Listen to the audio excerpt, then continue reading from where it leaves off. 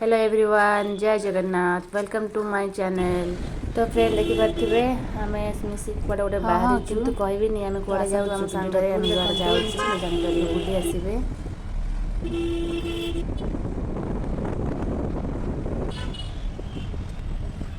तो फाइनाली आम आसी पहुँची गलु बाबूघाटी रे। एक्चुअली कथा कौन कि आम टे कम अच्छी गाँव में से आमको गोटे दिन जाकि रिटर्न आसबार अच्छी से आम रात रात बाहरी गलु। तो देखिपे आम चलू ओडिशा।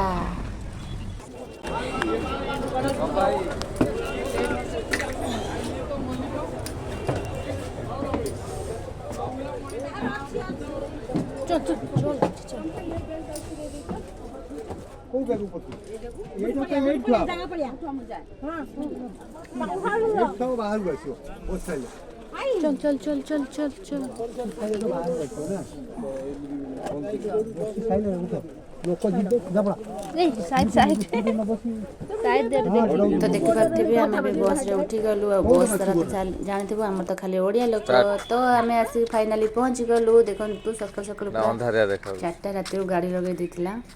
तो से आम पाख बजार में बसी सकाल सकाल तो ऑटो आसबनी ना से कि बजार बुलिकी सुंदर सुंदर जगह टे बुलूलु। आ तो देखु केमती लगुच प्लीज कमेंट करी कहला जमा भी भूलें।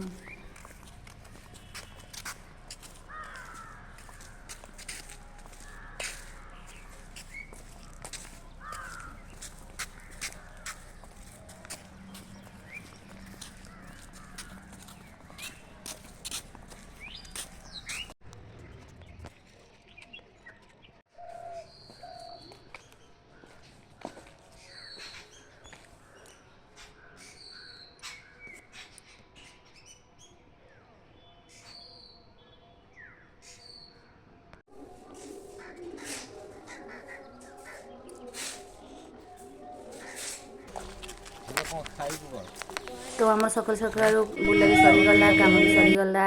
तो से आम बाहर रिटर्न कोलकाता। तो से आमको तो बस जावाक लेट हो ना सका पुणी आम मनकर कम अच्छे से आम भाविलु कि आम ट्रेन रे जीवु से आम चलू भद्रक स्टेशन।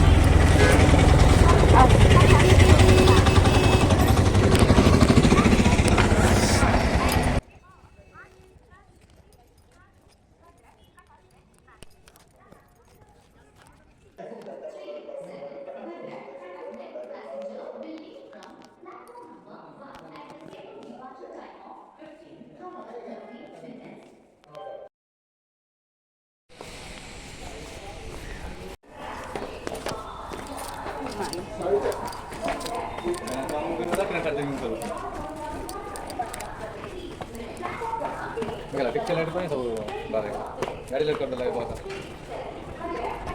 तुम जो 4टा बजले गाड़ी छाड़ पहुँच 6टा 7टा कोटे खड़गपुर लोकाल हो एक्सप्रेस जो धरला खड़गपुर फाँका पाई से खड़गपुर धरवा।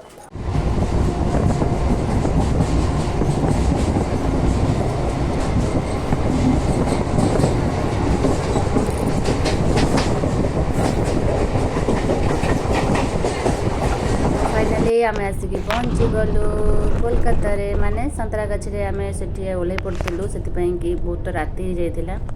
तो आम टैक्सी करके चलू घर को। जदि मो वीडियोटा भल लगुए प्लीज लाइक करने को जमा भूलें।